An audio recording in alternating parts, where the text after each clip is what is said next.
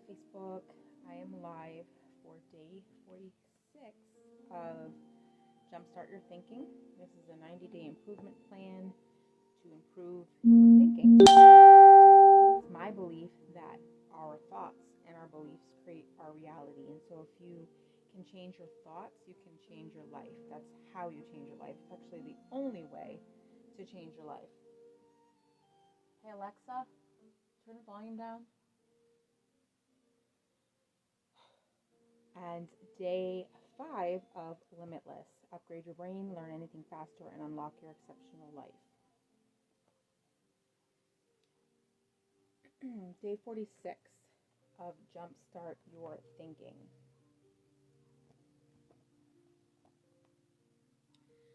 When you approach a problem, strip yourself of preconceived opinions and prejudice. Assemble and learn the facts of the situation. Make the decision that seems to you to be the best or the most honest, and then stick to it. The second step to improve your realistic thinking is to do your homework. You must first get the facts. It doesn't matter how sound your thinking is if it's based on faulty data or assumptions or an absence of facts. Kind of like everybody's thinking with a lot of stuff nowadays. We just kind of believe what we're told. We don't question anything. Hi, Jennifer. Hope you had a fabulous Monday, everybody. You can also find out what others have done in similar circumstances. Why not learn all that you can from good thinkers who have faced similar situations in the past? Next, there's nothing like taking the time to really examine the pros and cons of an issue to give you a strong dose of reality. It rarely comes down to simply choosing the course of action with the greatest number of pros, because all pros and cons do not carry equal weight. But rather it helps you to dig into the facts, examine an issue from many angles, and really count the cost of a possible course of action.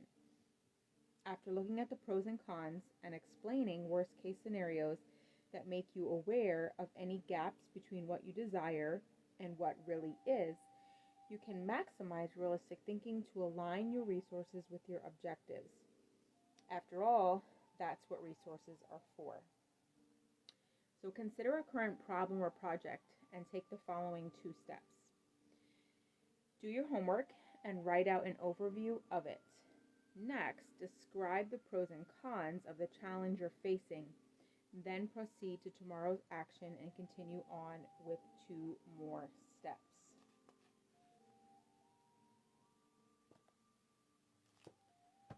All right.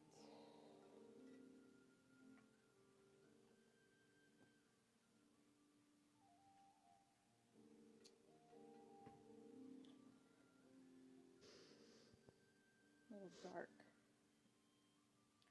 All right, and I'm going to jump into Limitless.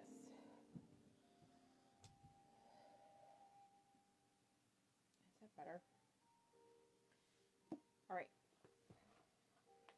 Part 3, Limitless Mindset, the what. So, in order to manifest, to accomplish your goals, you need 3 things. You need the mindset, you need the methods, and you need the motivation. The mindset is the deeply held beliefs, attitudes, and assumptions we create about who we are, how the world works, what we are capable of and deserve, and what is possible. Very similar to my own definition of mindset. I say a mindset is a collection of your beliefs, what you believe to be true about you, what you believe to be true about the world, and what you believe is possible. That is your mindset. The first element of the 3-part Limitless model is mindset. You need mindset, motivation, and the method to accomplish your goals. Mindset, which is the mental attitude or disposition that predetermines a person's responses to and interpretations of situations. Mindset is made up of beliefs, assumptions, and attitudes we hold about ourselves and the world around us. All behavior is driven by belief. So before we address how to learn, we must first address the underlying beliefs we hold about what is possible.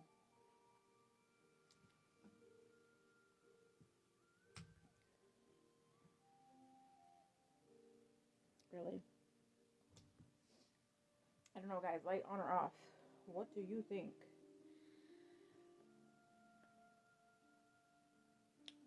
We're not born with pre-installed mindsets about what we're capable of achieving. We learn these fixed and limited ways of thinking from the people in our lives and the culture we experience growing up. Right? Depends what part of the world you grow up in. You get different ideas, different beliefs. It's called your culture scape. Okay, so we all have different beliefs according to where we were born, how we were raised, all different types of things, right? So think of a young elephant tied to a stake in the ground. When it's a baby, the elephant isn't strong enough to pull the stake up. So it eventually stops trying because it learns the effort is futile. As the elephant grows, it gains more than enough power and strength to pull out the stake, but it remains tied up by something as inconsequential as a rope and a flimsy piece of metal because of what it learned as a baby. In psychology, it's called learned helplessness. Most of us behave like that elephant. At some point, we had an experience that gave us an impression of what we're capable of, and our belief about our potential has been set ever since. But just as helplessness is learned, it's just as possible to learn to be limitless. In this section, you're going to learn about the 7 lies we're taught about our potential and how to replace them with new beliefs. I use the term lie, capital L, capital I, capital E acronym, intentionally in this case. LIE is an acronym for limited idea entertained. If you are like the vast majority of people out there, you are entertaining ideas about yourself that define you as something less than what you truly have the potential to achieve. You're giving these ideas energy and allowing them to take residence in your mind, but they're really nothing but BS. In this case, an abbreviation for belief systems. Over the coming chapters, you will discover where these lies come from, how they imprison you, and what you can do about them. And keep asking yourself this question: how many of my perceived constraints are nothing more than lies and BS? Most of them. That's why we need to weed out the lies and fill it with truth.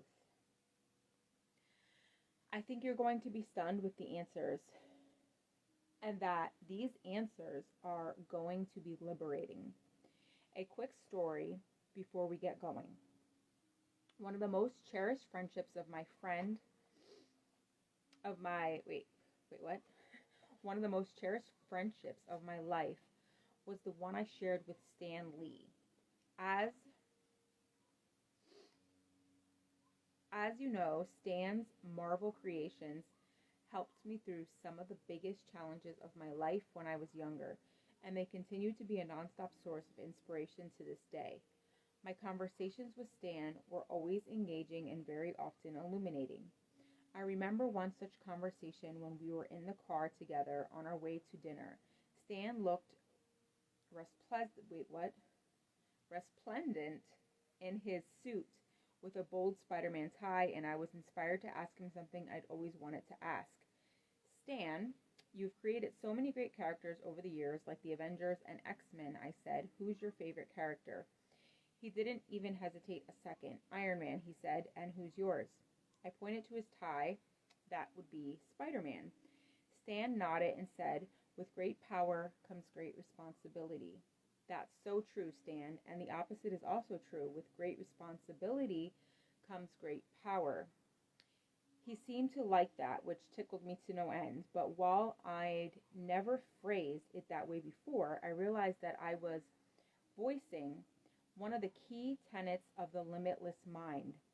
When we take responsibility for something, we are imbued. There's all these words that I've never heard of. We are imbued with great power to make things better. Yeah.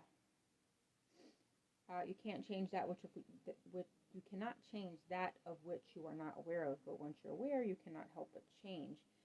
So once you become aware, you have to take your power back and be the change. Like, because you can. I can, I will, I must. That's where a limitless mindset is all about. Our background and circumstances may have influenced who we are, but we must be accountable for who we have become. It's about understanding that we are responsible for our assumptions and attitudes. And when you accept that all your potential is entirely within your control, then the power of that potential grows dramatically. So, superhero, let's get started on unlimiting your mindset. As Stan would say, Excelsior. It ain't what you don't know that gets you into trouble. It's what you know for sure that just ain't so. Mark Twain. All right, so Chapter 5, The Spell of Belief Systems. Why do your beliefs have such an effect on your life? Why do limiting beliefs keep you from your goals? How do you reject limiting beliefs?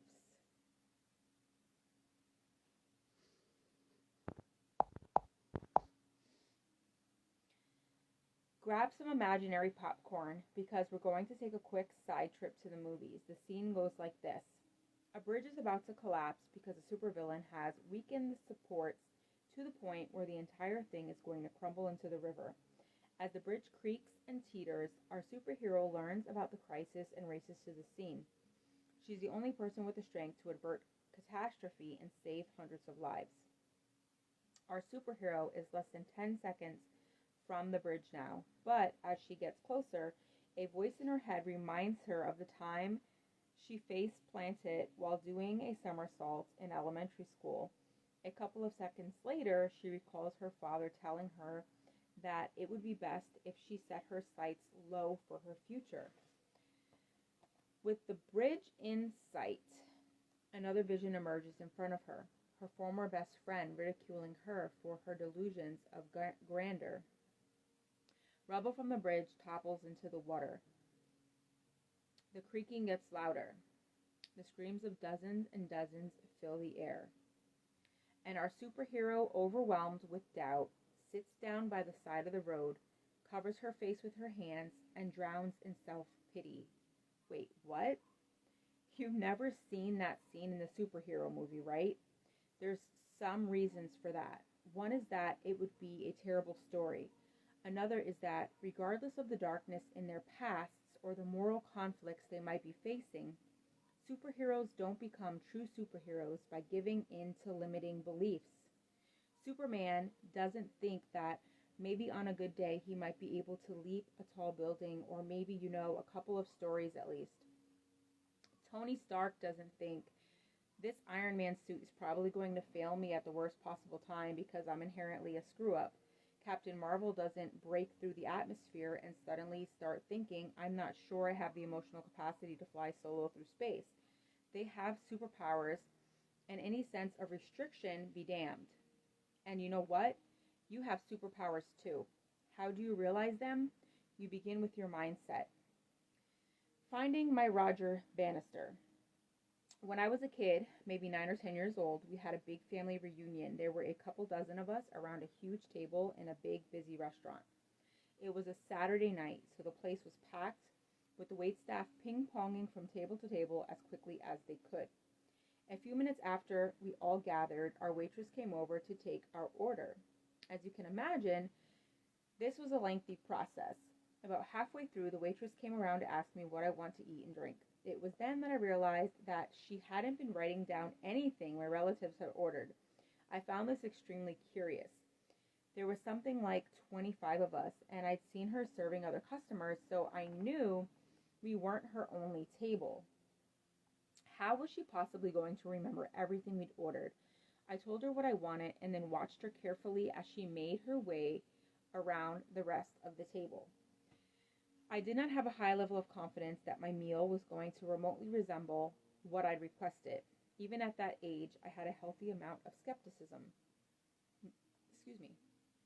Not because I was a negative person, or because I didn't have faith in people, but rather that I needed to see anything out of the ordinary before I believed it was possible. In this case, I figured that at best, the waitress would get most of our orders correct, but she'd wind up putting them down in the wrong places, and we'd find ourselves trading plates all across the table. Well, first our drinks came, and everyone got exactly what they wanted. Even the cousin who wanted no ice in her Coke, and another who requested that her drink come with a twist of lemon, a twist of lime, and 2 cherries. Okay, I thought, that was pretty good. But there's a lot more to come. A few minutes later, the salads came out, and again, everything was perfect. The people who wanted their dressing on the side got it that way. The people who wanted their dressing tossed with the salads got it, and everyone got the dressing they'd asked to get. And this waitress did not write a single thing down. My skepticism was being tested, and then the main courses were delivered, not one mistake. And there were some crazy special requests. Everything was cooked the way we wanted, and all the side dishes were the right ones. I dove into my meal, and at that point, but I couldn't stop thinking about what the waitress had accomplished. At this age, I'd only just begun to read competently, and my brain injury had caused me all kinds of learning challenges. And yet, here was someone who had shown me that our brains are capable of far more than I would have imagined. That waitress was my Roger Bannister. Bannister was a track star in the 1950s. In the early years of Bannister's career, it was widely assumed that it was physically impossible for another athlete to run a mile in less than 4 minutes. The feeling was that our bodies would break down from the effort before the time could be achieved. Then on May 6, 1954, Bannister ran a mile in 3 minutes and 59.4 seconds, proving that the 4-mile barrier was indeed breakable. Everything's impossible till somebody does it, right? What is most interesting to me is that less than 2 months later, someone broke Bannister's record, and then the record was broken, and then that one. The times have been dropping ever since. What Bannister did was show that this barrier wasn't in fact a barrier at all. That was what this waitress showed me. Through her, I saw that what I perceived my brain's capacity to be was so much less than what it really was. As you know, I continued to struggle with learning for many years, but from the moment of that dinner, I had a model for what was possible. The waitress in this way was limitless. She demonstrated something in front of me that I would never in a million years have thought was possible. I never got to know her, but I'm forever grateful because what she did for me personally was to permanently change my perceptions of my own restrictions. She altered my mindset. It was impossible for me to buy into the notion that I could expect to accomplish only a modest amount with my brain when I knew that others could achieve so much more. I just needed to find a method. I'm going to share much of that method with you in this book, and its core is one fundamental concept: unlimiting. The key to making yourself limitless is unlearning false assumptions. So often, we don't accomplish something because we've convinced ourselves that we can't do it. Let's go back to Roger Bannister for a moment.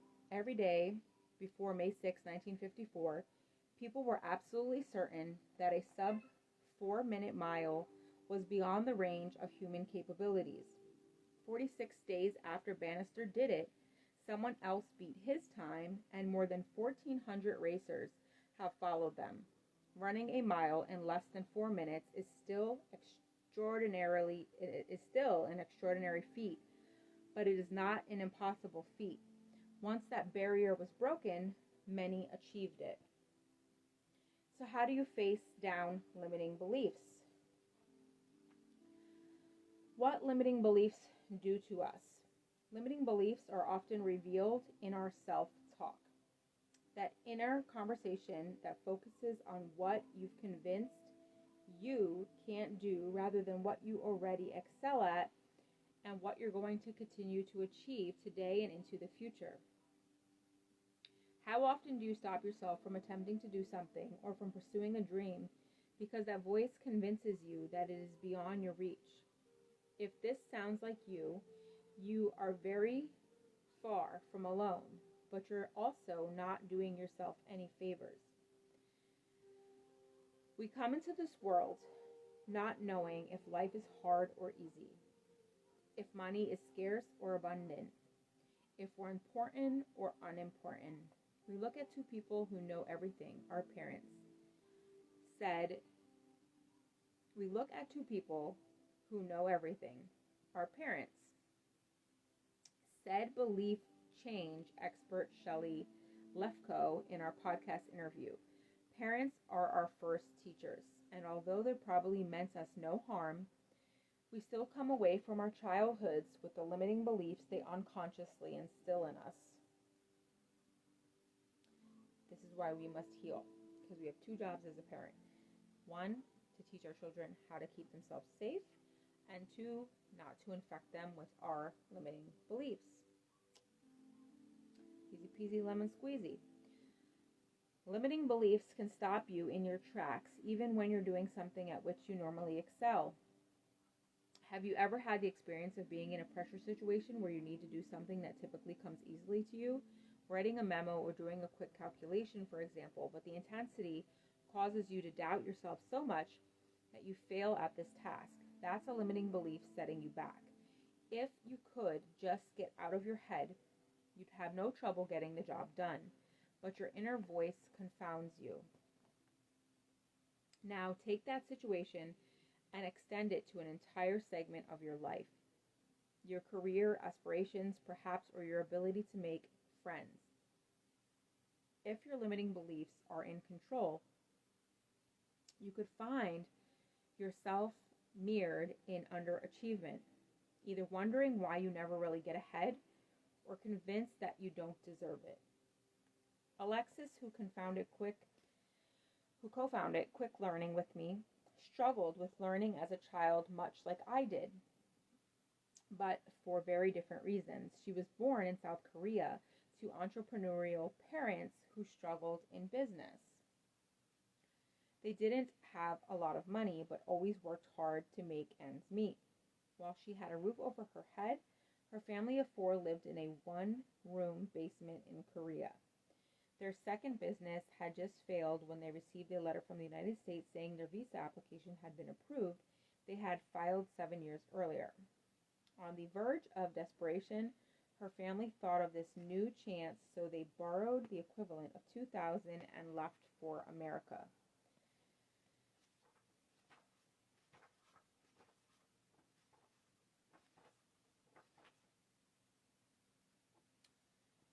Alexis didn't know a word of English when she arrived. It was total culture shock. She didn't know what was being said around her, and the cultural norms were entirely different. Her parents didn't speak English either, so they were all struggling to understand their new world. Alexis enrolled in school near her new home. She was a shy and introverted student, and because she didn't know the language, she often sat alone at the lunch table or ate in a bathroom stall just to avoid feeling like an outcast. It took Alexis 6 years to be able to truly understand English, and both the kids and the teachers in her school didn't understand why she struggled for so long. After a couple of years, classmates started to criticize her for being a slow learner. "What's wrong with you? Are you stupid? You're weird," were phrases she'd heard frequently as a child. Her difficulties in school even extended to physical education, the one area where she ostensibly didn't need to use many words. She remembers sitting on the bleachers repeatedly copying out the words, "I will bring my gym clothes to class." But she had no idea what she was writing, and no one managed to communicate to her that she needed to bring a change of clothing. By the time she was in her early 20s, Alexis had a hard time reading a book from front to back. She battled with her internal voices whenever she attempted to learn. I'm not sure. One overarching voice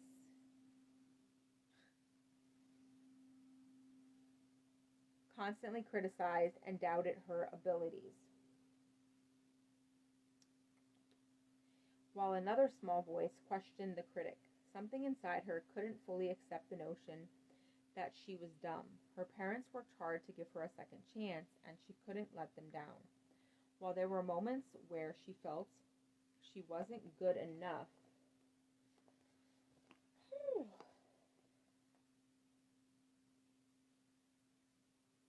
to do anything special in her life, there were also moments where she was sure there had to be more to life than merely accepting her circumstances. If Alexis allowed those external voices to shape her reality, then it would have stopped her in her tracks. She wouldn't have searched for solutions to her problems. Instead, she looked for answers by observing and learning from others. She started wondering what they were doing differently to find success and happiness. She wanted to know if it was sheer luck and genius or if there was a method behind it. In her quest to learn how to be successful, she ended up in one of my early classes. She wasn't sure what she was getting into, but she knew she wanted something different for herself. She needed to feel a sense of hope. One day, on day one, we covered memory. It was an 8-hour of intense training, but at the end of the session, Alexis felt refreshed and even excited about what she was learning. How else can I use my brain, she wondered. For the first time in her life, she didn't feel slow and she felt excited about learning. Day 2 was all about speed reading. She wasn't initially excited about this because of her previous challenges, but when Alexis learned the smart reading habits and went through the speed reading exercises, a light bulb turned on. She suddenly saw the potential and even the fun of reading. She realized she was not too slow or stupid to understand. She was just never shown how to learn and to use the supercomputer between her ears. As she experienced the power of learning, the years of negative self-talk and limiting beliefs took a back seat in her mind. After that class, Alexis read a complete book for the first time and was blown away by how much she understood, how much she remembered, and how much she liked the experience. It was a huge turning point in her life. She went from a limited mindset, believing that things are the way they are, to knowing that she could change and shape her mind to reach her goals. For the first time in her life, she began to believe in herself and imagine what might be possible. Today, Alexis doesn't shy away from learning something new. She doesn't feel inadequate if she doesn't know something. She goes out to find answers and applies them. Out of her passion for learning, she also started quick learning online with me to share the transformation she experienced with others in every country in the world. In their book, Mequilibrium, authors Jan Bruce, Dr. Andrew Chate, and Dr. Adam Perlman call these kinds of beliefs iceberg beliefs because of how many of them lie beneath the surface of our subconscious. Iceberg beliefs are deeply rooted and powerful, and they fuel our emotions. They say in the book, the more entrenched an iceberg is, the more havoc it wreaks on your life, creating your schedule, chaos, getting in the way of successfully sticking to a diet, or holding you back from seizing opportunities. And perhaps most significantly, they say, if we get a handle on our iceberg, we gain an enormous amount of control over our feelings and our lives. Melt an iceberg, and all the downstream events it causes get washed away as well. Dr. Janice Vilhauer, director of Emory University's Adult Outpatient Psychotherapy Program in the Department of Psychiatry and Behavioral Science in the School of Medicine, implores us to come face to face with our inner critic, the voice in your head that judges you, doubts you, belittles you, and constantly tells you that you're not good enough. It says negative, hurtful things to you, things that you would never even dream of saying to anyone else. I am such an idiot. I'm a phony. I never do anything right. I will never succeed. She adds, the inner critic isn't harmless. It inhibits you, limits you, and stops you from pursuing the life you truly want to live. It robs you of peace of mind and emotional well-being. And if left unchecked long enough, it can even lead to serious mental health problems like depression and anxiety. Let's revisit our failed superhero from the beginning of this chapter. She certainly had the motivation to save the day and certainly had the methods to save the day, but what she didn't have was the mindset. Her inner critic convinced her that she wasn't good enough, so she sat on the sidelines feeling sorry for herself instead of taking care of business. Certainly, one takeaway from this story is that our failed superhero blew it. She flopped at a critical time because she couldn't get out of her own head. But there's another hugely important component to the story. Our superhero had everything inside of her to succeed. If only she'd been able to prevail over the beliefs that were holding her back, her extraordinary talents would have shown through. That's how important it is to conquer your limiting beliefs. What if I told you that you were a genius? I was telling Amadeus that he was a genius today, because he is. When you think of geniuses, who are the first people that come to your mind? Albert Einstein, right? Yeah. I'm guessing Einstein and Shakespeare are on your short list. Others might include Stephen Hawking, Bill Gates. Bill fucking Gates? Yeah, no. Mary Curie or Ruth Bader Ginsburg. These names pop into many people's heads because each of them was extraordinary in the kinds of intelligence we tend to equate with genius. But was LeBron James on your list? How about Beyonce or Oprah or you? It wouldn't be surprising if you didn't include the latter names on your list. Most of us tend to equate genius with one particular measurement of intelligence, IQ. People with outsized IQs are geniuses, and people with lesser IQs can be good at even great at something, but they aren't considered a genius. If this sounds like your kind of thinking, you're far from alone in defining genius far, far too narrowly. I would even take this to the point of suggesting that most people define genius in this way. But there are two problems with that. One is that it prevents you from appreciating the genius a wide variety of people hold. The other is that it might prevent you from identifying the genius in yourself. There are multiple forms of genius. Various experts differ on the number, but it is commonly agreed that genius expresses itself in one of four manners. Here's a way of looking at it that has been around for thousands of years. Dynamogenius. Those who express their genius through creativity and ideas. Shakespeare was a dynamogenius because of his brilliance at inventing stories that told us so much about ourselves. Galileo was a dynamogenius because of the way he could see things that others couldn't see when he looked up at the skies. Dynamogeniuses are those we most commonly think of when we think of geniuses. Blaze genius, those whose genius becomes clear through their interaction with others.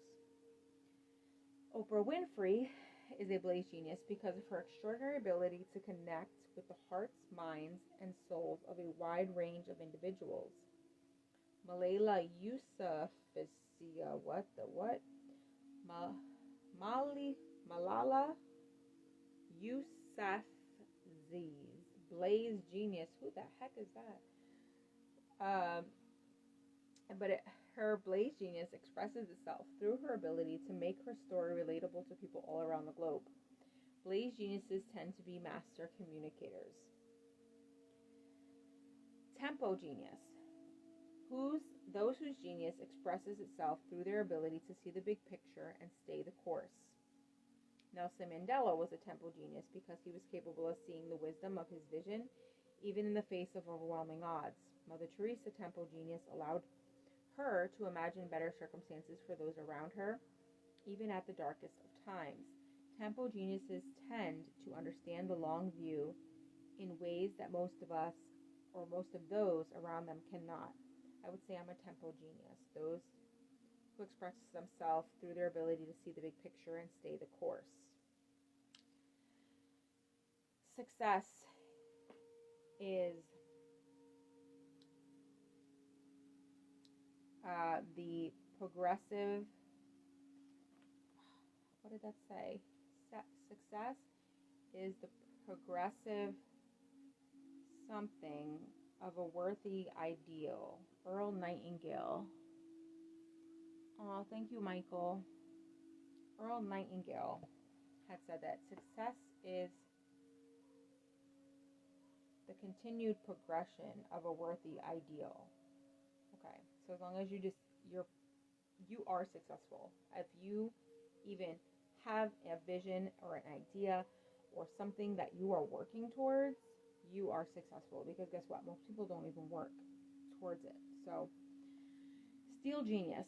Those who are brilliant at sweating the small stuff and doing something with the details that others missed or couldn't envision. Sergey Brin used his genius at seeing the potential of large amounts of data to co-found Google. If you read the book Moneyball, then you know that Billy Beane and his staff redefined baseball through their genius at crunching data. Steal geniuses love getting all the information so they can get and have a vision for doing something that information that most others miss. What would you say is your genius? Like I said, I'm a tempo genius. I express myself through my ability to see the big picture and stay on course. I have a huge vision, and I keep moving towards that. Like, despite my fears and the odds against me, like, I keep going and going and going like the freaking Energizer Bunny. So, there's a very good chance that your own genius is a combination of two or more of these. Very few of us are only data people or are only adept at becoming empathetic. But what's important for you to understand here is that genius extends far beyond your ability to excel at academics or recite the periodic table on command, and that you have genius inside of you. If you find the last statement surprising, you might want to go back and reread some of the earlier chapters in the book. Making yourself limitless is all about unleashing your innate genius.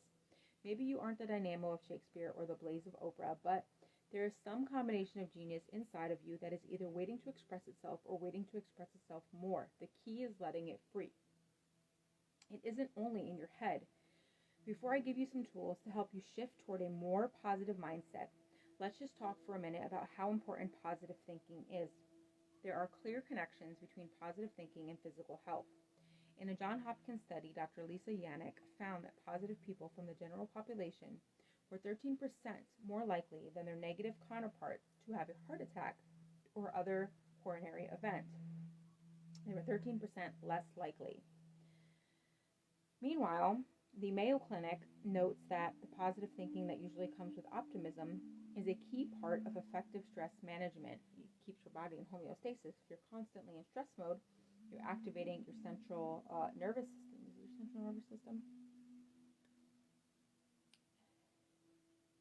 Yeah, your central nervous system. And your fight or flight response. And you're releasing these chemicals in your body that get you ready to like fight and get you you're in high stress mode. And so constantly being like that knocks your body out of homeostasis. So studies actually show this, that positive thinking that usually comes with optimism is a key part of effective stress management. And effective stress management is associated with many health benefits. And they note that these benefits include increased lifespan, lower rates of depression, lower levels of distress, greater resistance to the common cold, better psychological and physical well-being, better cardiovascular health and reduced risk of death from cardiovascular disease, better coping skills during hardships and times of stress. Reframing limiting beliefs. There's a metaphor I've always found useful when helping people to move away from limiting beliefs. I tell them that the difference between limiting beliefs and a limitless mindset is like the difference between a thermometer and a thermostat. A thermometer has only one function: to react to the environment. It reads the temperature and nothing more. This is similar to how people commonly react to limiting beliefs. They read their sense of restriction, react in a constrained way to that, and conduct their lives in a limited way. On the other hand, a thermostat gauges the environment and makes the environment react to it. If a thermostat notices that the room is too cold or too hot, it changes the environment to fit the ideal for which it is set. Similarly, I need a stretch break. Similarly, if you encounter external or internal attempts to put constraints on you, you can act like a thermostat to reject those limiting beliefs and create an environment that aligns with the most ambitious goals. So how do you minimize limiting beliefs and develop a superhero mindset? To me, there are 3 keys.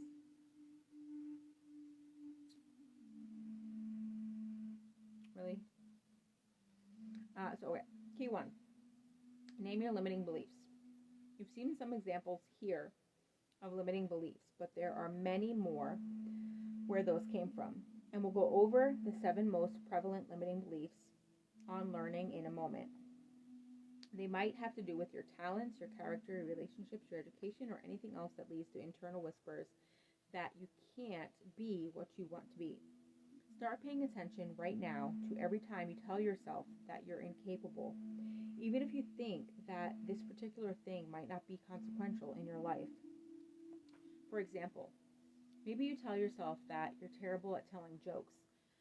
Perhaps this isn't a big deal to you, because being a good joke teller isn't a personal aspiration.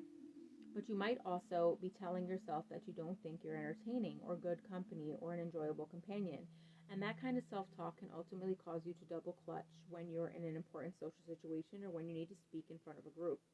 So listen carefully every time you find yourself using phrases like I can't, I'm not, or I don't. You're sending messages to yourself that are affecting how you think about your life in general. Even if what you're beating yourself up over is something specific and seemingly not important to how you define yourself. At the same time, try also to identify the origin of this sort of self-talk. Limiting beliefs often start in childhood. That doesn't automatically mean that your family is their only source. Early social settings can cause limiting beliefs, as can early experiences with education. Some might take hold simply because something didn't go well for you the first time you tried it as a kid. Being aware of how you're holding yourself back with your self-talk, spending some time to get to the source of these beliefs is extremely liberating. Because once you're aware, you can begin to realize that these aren't facts about you, but rather opinions, and there's a very good chance that those opinions are wrong. Once you identify the voices in your head that are focusing on what you can't do, start talking back to them. When you find yourself thinking, I always screw up this sort of thing, counter with, just because I haven't always been good at this in the past doesn't mean that I can't be great at it now. Keep your opinions to yourself. Key 2, get to the facts. One of the fundamental tyrannies of limiting beliefs is that in so many cases, they're just plain wrong. Are you really terrible at speaking in public? Are you really bad at leading a group? Are you really the least interesting person in the room wherever you are? What's the evidence to support that? How many times have you actually been in these situations, and what have the results been? Life has no limitations except the ones you make. Les Brown.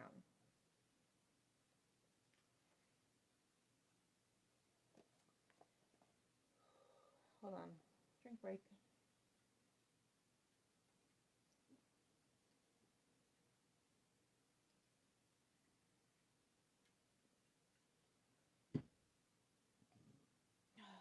Excuse me. One of the most pernicious things about limiting beliefs is that they play so heavily on our emotions. When you come up against a limiting belief, you're likely to find those beliefs warring,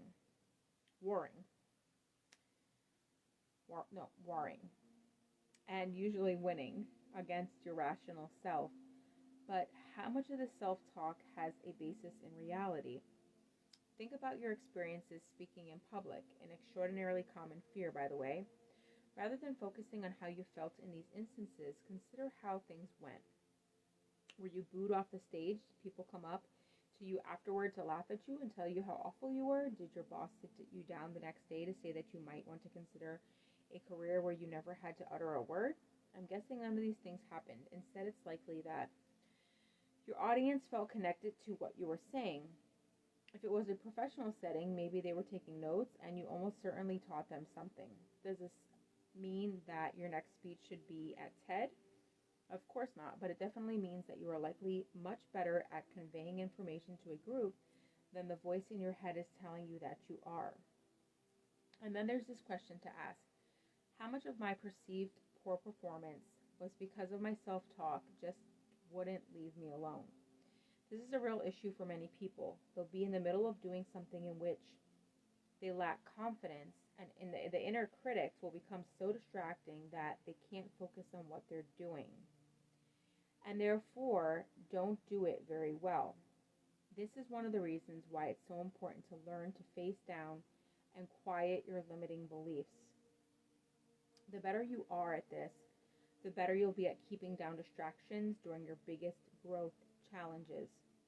So when you're examining the facts behind your limiting beliefs, be sure to consider two things: whether there is in reality any evidence to prove that you are truly hampered in this area, and whether even that evidence was tainted by the noise in your head.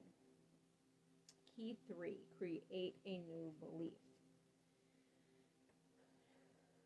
Now that you've given your limiting beliefs a name, and now that you've carefully examined the reality of those beliefs, it's time to take the most essential step to generate a new belief that is both truer than the lies.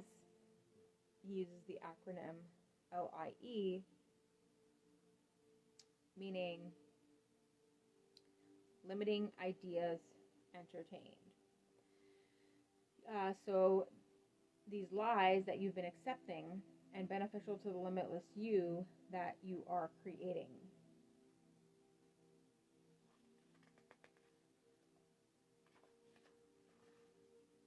To generate a new belief that is both truer than the lies you've been accepting and beneficial to the limitless you are creating. Right? So this is what I've been doing with my neurolinguistic programming. I'm switching, literally doing single belief changes. And taking limiting beliefs like I'm not enough and switching it to I am totally worthy and deserving of all things good. So I can do these sessions on myself and other people, and it takes only like a few minutes, 20, 30 minutes to do a session, right? And they have tremendous, tremendous power and effect on your mindset. You can literally shift beliefs in one session, okay? So you're going to see this process at work in the next chapter, but let's take it for a spin right now. Let's say that one of your limiting beliefs is that you always come up short at the most important moments in your life.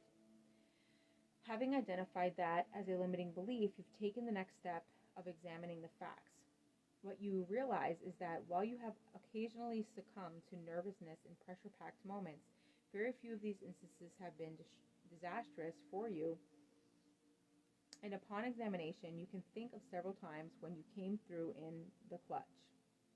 In fact, now that you really think about it, you've succeeded way more often than you've faltered. So now it's time to create a new belief. In this case, your new belief would be that no one triumphs at the most critical juncture 100% of the time, but that you should be proud of yourself and how many times you've performed at your best when the pressure was highest. This new belief completely supplants the old belief. Learning all these new words.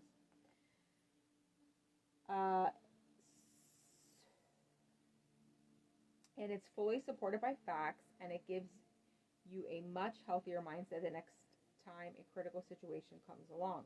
So, I have one more tool for you to use here. I've spoken to many experts over the years, and the conversations often come back to the same thing. As long as you believe that your inner critic is the voice of the true you, the wisest you, it's always going to guide you. Many of us even use phrases like, I know myself, and before announcing a limiting belief, or I've always been like that. That's just the way that I am. That's just a limiting belief. It's not really who you are. It's just what you believe to be true. And so therefore it is true for you, but you can switch that belief. So, but you can create a separate persona for your inner critic. One that is different from the true you. I have this pain right here, right now. You'll be considerably more successful at quieting it. This can be enormously helpful, and you can have fun with it at the same time. Give your inner critic a massage. No. Give your inner critic one that is different from the true you. You'll be considerably more successful at quieting it. This can be enormously helpful, and you can have fun with it at the same time. Give your inner critic a preposterous name and outrageous physical attributes. Make it cartoonish and unworthy of even B-grade movie. Mock it for its rigid dedication to negativity. Roll your eyes when it pops into your head. The better you become at distinguishing this voice from the real you, the better you'll be at preventing limiting beliefs from getting in your way. The possibilities become limitless. Now that you know how to conquer your limiting beliefs, you can start to bring your positive mindset to bear on your quest to become limitless. That might sound like an audacious plan, but there's lots of evidence to support the connection between mindset and accomplishment. One of my podcast guests, James Clear, the New York Times bestselling author of Atomic Habits, great book, I've read it, who you will meet again later in the book, wrote about a study performed by Dr. Barbara Fredrickson, a positive psychology researcher at the University of North Carolina. He prefaced their conversation by underscoring what negative emotions do to us, using the example of encountering a tiger in the forest. Researchers have long known that negative emotions program your brain to do a specific action. He noted, when the tiger crosses your path, for example, you run. The rest of the world doesn't matter. You are focused entirely on the tiger, the fear it creates, and how you can get away from it. The point that Clear is making is that negative emotions drive us to narrow the range of what we are capable of doing. It's all about getting away from the metaphorical tiger, and nothing else matters. If we let negative emotions, such as limiting beliefs, control us, we're regularly operating in survival mode and therefore confined to a reduced range of possibilities. We do not want to create from survival. We want to move from survival to creation. I have a YouTube video all about that. I'll drop the link for my YouTube in the comments, and you can check that out if you want. Survival versus creation. What Dr. Fredrickson discovered is that a positive mindset leads to precisely the opposite result. She created an experiment where participants were divided into 5 groups and presented with film clips. The first group saw clips that elicit joy, the second saw clips that elicit contentment, and the third saw clips that generate fear, and the fourth clips that generate anger. The fifth group was the control group. After they'd seen the clips, the participants were asked to imagine similar situations to what they just saw and how they would react to these situations. They were then asked to fill out a form that had 20 prompts that began with, "I would like to." The people who experienced fear and anger wrote the fewest responses, while those who experienced joy and contentment listed far more than even the control group. In other words, Clear noted, when you are experiencing positive emotions like joy, contentment, and love, you will see more possibilities in your life. Because you're an optimist. You have an optimistic mindset. What's also essential to note is that the benefits of a positive mindset extend well beyond the experience of positive emotion. Clear offers this example. A child who runs around outside, swinging on branches and playing with friends, develops the ability to move athletically, physical skills, the ability to play with others and communicate with a team, social skills, and the ability to explore and examine the world around them, creative skills. In this way, the positive emotions of play and joy prompt the child to build skills that are useful and valuable in everyday life. The happiness that promoted the exploration of creation of new skills has long since ended, but the skills themselves live on. Fredrickson refers to this as the broaden and build theory, because positive emotions broaden your sense of possibilities and open your mind, which in turn allows you to build new skills and resources that can provide value to other areas of your life. The theory, together with the research reviewed here, suggests the positive emotions broaden people's attention and thinking, undo lingering negative emotional arousal, fuel psychological resilience, build consequential personal resources, trigger upward spirals toward greater well-being in the future, and seed human flourishing. The theory also carries an important prescriptive message. People should cultivate positive emotions in their own lives and in the lives of those around them, not just because doing so makes them feel good in the moment, but also because doing so transforms people for the better and sets them on paths for flourishing and healthy longevity. The new mindset that comes from silencing your inner critic presents you with a world of possibilities. When you're surging with positive emotions, you're seeing and seizing on opportunities you might never have noticed before. And with a high sense of motivation, and really, how could you not be motivated by this? And the right methods, you're well on the road to becoming virtually limitless. Before we move on, to learn faster, we must transcend the narrow definition of what we believe is possible for ourselves. In the following pages, you'll learn about the 7 learning lies that are most common limiting beliefs and hold people back. I've seen students and clients cling to these beliefs throughout my decades of teaching people how to learn. These restrictions are the only real barrier you face.